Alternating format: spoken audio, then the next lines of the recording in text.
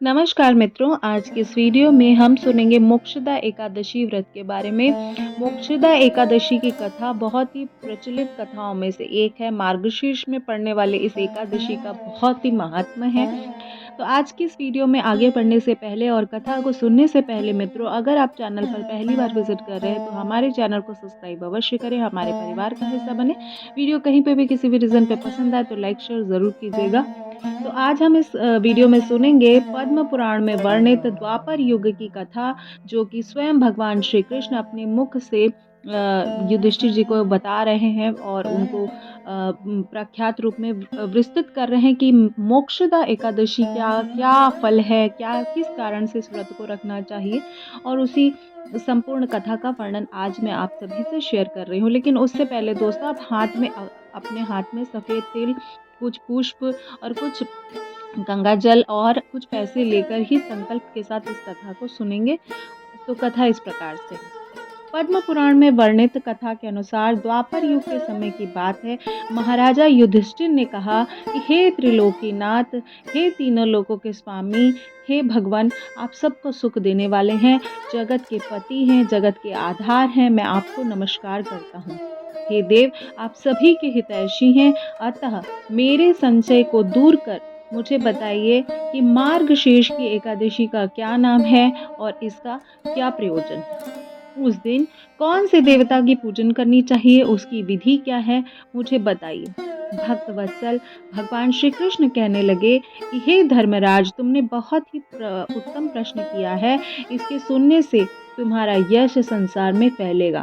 मार्गशीर्ष शुक्ल पक्ष एकादशी अनेक पापों को नष्ट करने वाला और इसका नाम मोक्षदा एकादशी है। इस दिन दामोदर भगवान की धूप, दीप, नैवेद्य आदि से भक्ति पूर्वक पूजा करनी चाहिए।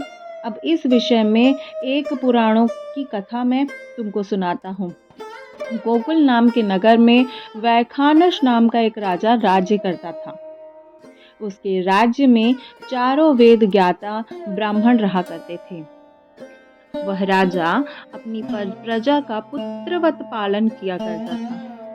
एक बार रात्रि में राजा ने स्वप्न देखा कि उसके पिता नरक में है और उसे बहुत ही आश्चर्य हुआ, बहुत ही दुख हुआ यह देख के। प्रातः वह चार विद्वान ब्राह्मण जो वेदों के ज्ञाता थे उनके पास गए और अपना स्वप्न सुनाया।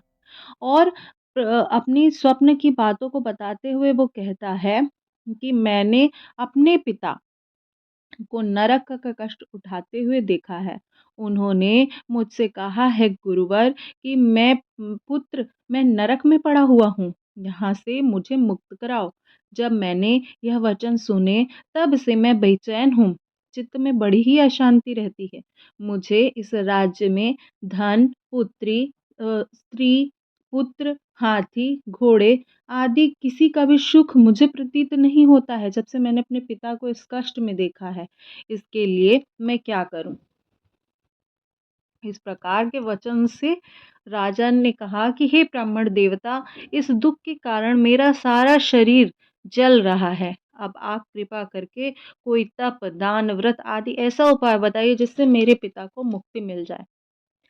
उस पुत्र का जीवन व्यर्थ है जिसके जो अपने माता-पिता का उद्धार न कर सके। एक उत्तम पुत्र जो अपने माता-पिता तथा पूर्वजों का उद्धार करता है, वह हजार मूर्ख पुत्रों से अच्छा है।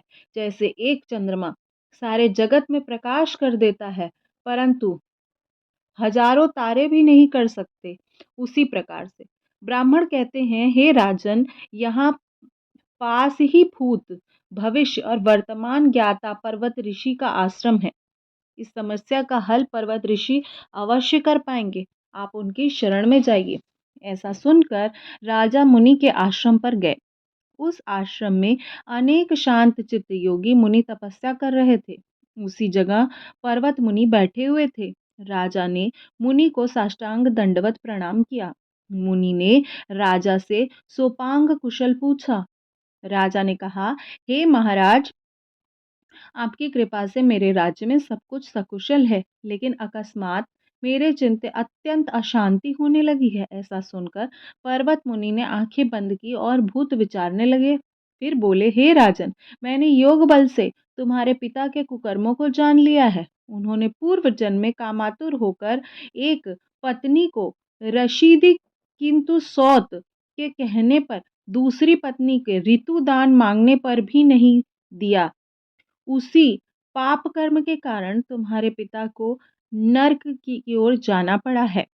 इस प्रकार से जब मुनि ने बताया, व्याख्यान किया, तब राजा ने कहा, इसका कोई उपाय बताइए। मुनि बोलते हैं, हे राजन, मार्गशीर्ष की एकादशी का उपवास करें और उस उपवास के पुण्य से अपने पिता को संकल्प करके उस पुण्य को अपने पिता को प्रदान कर दें। इसके प्रभाव से आपके पिता अवश्य ही नरक से मुक्ति मिल जाएगी। मुनि के ये वचन सुनकर राजा महल में आया और मुनि के कहे अनुसार कुटुंब सहित मोक्षदा एकादशी का व्रत किया। इसके उपवास के पुण्य से उनके पिता को अर्पण कर दिया। इसके प्रभाव से उनके पिता की मुक्ति मिल गई और स्वर्ग जाते हुए वे पुत्र से कहने लगे, हे पुत्र, तेरा कल्याण हो। यह कहकर स्वर्ग चले गए। मोक्षदा एकादशी का व्रत मार्गशीर्ष शुक्ल पक्ष में आता है। इस व्रत को करने से समस्त पाप नष्ट हो जाते हैं और मोक्ष की प्राप्ति होती है। इस कथा को पढ़ने से या सुनने से वाजपेयी यज्ञ का फल प्राप्त होता है। वाजपेयी यज्ञों में के समान जो फल प्राप्ति है, इसीलिए कलयुग की महिमा कही गई कि कलयुग में सिंपल साधारण कथा के श्रवण मात्र से भी हमें यज्ञ इत्यादि का फल प्राप्त होता है। वह चिंतामणि की तरह समस्त मनोकामनाएं पूर्ण करने वाले इस व्रत की महात्म कथा थी। उम्मीद करती हूँ मेरे द्वारा वर्णित इस आध्यात्म कथा का आपको आनंद आया होगा इस कथा को सुनकर। अगर आपको वीडियो में कथा या कहीं पर भी मेरा व्याख्यान अच्छा लगा हो तो वीडियो को लाइक शेयर ज़रूर कीजिएगा और चैनल पर पहली बार विजिट कर रहे हैं तो हमारे परिवार का हिस्सा ज़रूर बने।